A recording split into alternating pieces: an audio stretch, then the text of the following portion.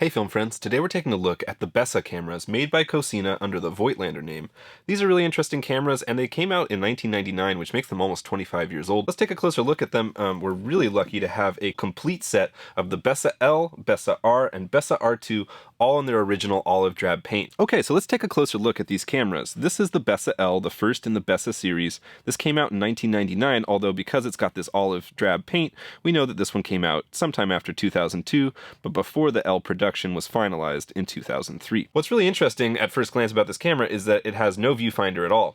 This camera was intended for use with wide-angle lenses, such as the 12 and 15mm lenses that Voigtlander ended up producing for these cameras, but you could use any type of lens on this camera. You just won't have the benefit of a rangefinder or a viewfinder. Instead, it just has this very simple LCD readout display right here, and something interesting that I'm just noticing while I'm handling the camera right now, when the advance lever is pushed fully in, there's a little tab right in here that actually presses in somewhere on that shutter button, and it doesn't allow it to depress fully, whereas when you've got the shutter button out, now when you press halfway in, we'll get light meter display and it will allow the shutter to fire.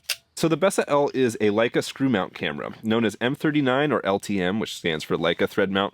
This is a really classic lens mount dating back to the late 20s. A lot of the greatest lenses ever made are in Leica screw mount, so it makes sense that Voigtlander wanted to go for this mount when they were producing this camera. The control layout of this camera is really simple. We've just got ISO right here beneath the rewind knob, shutter speeds right here. That's of course our shutter and advance. Our little LED readout. Pulling up on the rewind lever will open up the film back, which is quite clean on this copy. It's mostly plastic in here, with the exception of this pressure plate. Something interesting to keep in mind with these cameras is that Voigtlander used the same chassis for these Bessas as they did for the OM 2000 series Olympus camera, as well as the Nikon FM10. These are plastic-bodied cameras made by Cosina for those other two companies, and they all feature the same vertically traveling focal plane shutter with a 2000th top speed. And yeah, if you open up an Olympus OM2000 or Nikon FM10, you're going to see pretty much the same assembly because the cameras are built off the same chassis. Now, the Bessa L is intended for use with super wide lenses like the 12 and 15mm that Voigtlander released for it, but it would also be a great companion with a moderate wide angle like this 35mm f2. This is a rare first version 8-element Summicron in screw mount instead of the traditional Leica M that you usually see these in, so this would be an awesome combination. Screw this on here. Now, of course, we have no way to currently compose our image, so we are going to need to attach a viewfinder into the cold shoe. You could use a dedicated viewfinder. Today we're going to use this Leica variable viewfinder, the VIOOH. I don't know how it's actually said. I always say view. It's a variable finder, so you can compose anywhere from 35mm all the way to 135mm, and anywhere in between with this. And now we've got just a really cool moderate wide angle kit. This is a really neat way to shoot this Leica lens, and quite handsome with the silver on olive. Now this would be just a sweet street photography setup. That 35 f2 is going to give you a nice moderate wide angle. You still have bright aperture if you need it, and if you can guess focus that accurately. A really beautiful setup. Moving on to the Bessa R, we can see that this shares a lot of similarities with the L, but of course has this combined viewfinder rangefinder window with its frame line illuminating mask and the actual rangefinder window right here. So compared with the Bessa L, the Bessa R adds a lot of functionality, mostly from that combined viewfinder rangefinder unit, and the top plate is just a little bit larger to accommodate that finder, but it's otherwise very similar. You can see that they changed, whereas on these original Ls, it's all this kind of synthetic leatherette. On the R, they transitioned to just kind of bare plastic on this side and the rubbery, grippy synthetic leatherette on the right-hand side here. It does give a very secure grip of the camera. You know, this camera doesn't have the hand feel of a classic Leica M, but it still does feel quite good in hand, just in terms of how the ergonomics are concerned.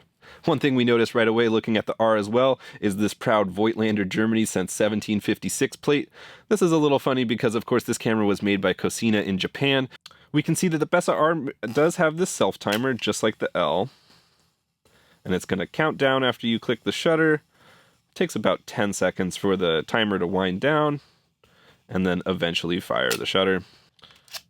Just like the Bessa L, the R is a Leica screw mount M39 LTM camera, and it's got that exact same shutter assembly that we just looked at. And you can see it also has a different rewind assembly because of the changed shape of that top plate. So we've got this interesting folding rewind knob that spins like so when you're rewinding, and otherwise folds into the kind of angled camera top like that. Because there's no room for that ISO dial over the rewind knob anymore, they moved it to within the shutter dial, which is pretty typical. We see this on a lot of 35mm cameras. ISO goes all the way to 3200 and all the way down to ISO 25. And one interesting thing is that that little shutter lock that we had on the L, it won't let you fire the shutter with the winding arm pushed in. On the Bessa R, it has no problem at all firing with the arm in any position. It's kind of an interesting difference. Just like the L, we're going to pull up on this to release the door. And again, very clean. These cameras have seen very little use, really in beautiful shape. And again, we've got that vertical traveling shutter with shutter speeds all the way to 1/2000th. And I should also say that all of these cameras have a flash sync speed of a 1/25th, which is pretty good actually. So the Bessa R has a 0.7x magnification finder. So that means the image that you see through the finder is 70% as large as you see it with the naked eye. That's a pretty decent magnification. The standard viewfinder magnification of Leica M cameras is 0.72x, so it's really quite similar to that. Unlike the automatically selected frame lines in Leica M cameras, the Voigtlander uses a manual selection system, and on this R you have options for 75, 35 and 90, and 50mm lenses. You can toggle this at any time, regardless of what lens you've got mounted, if you want to preview what a different lens would look like.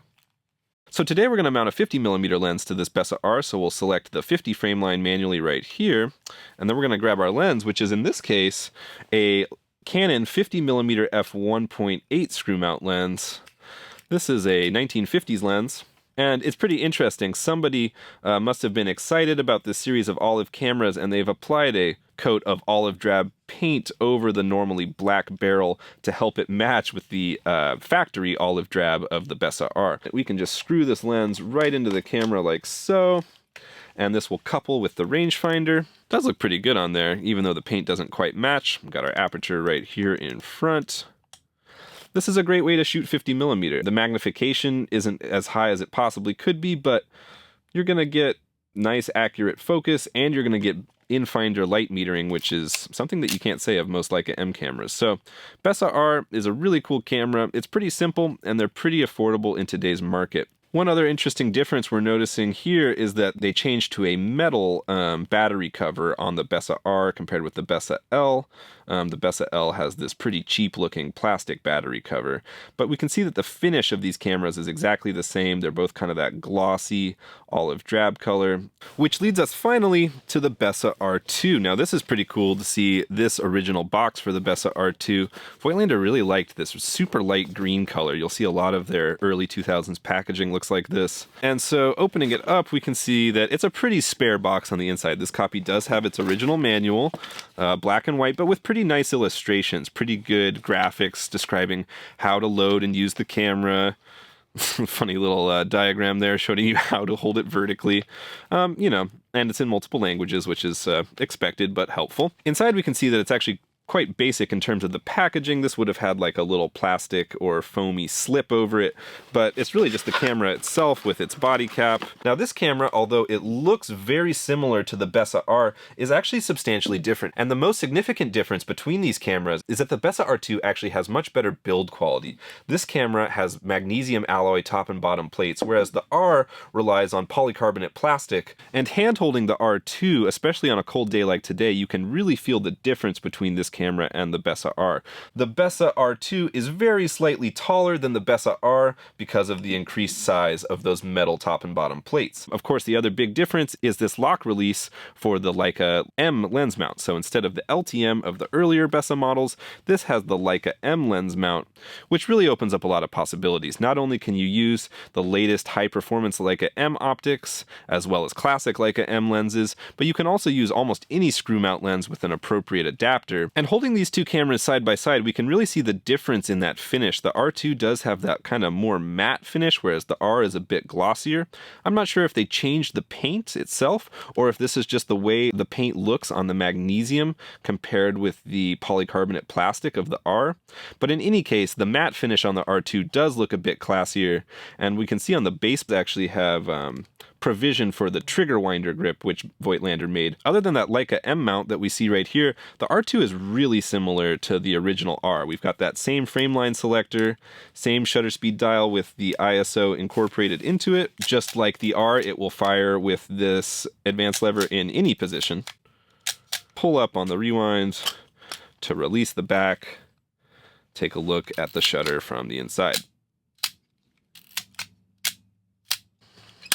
Now, we mentioned that one of the advantages of this camera is that with the Leica M mount, you can mount almost any super modern Leica lens on it. So today we'll mount this exceptionally nice Leica 50mm f1.4 Summilux 11892 lens.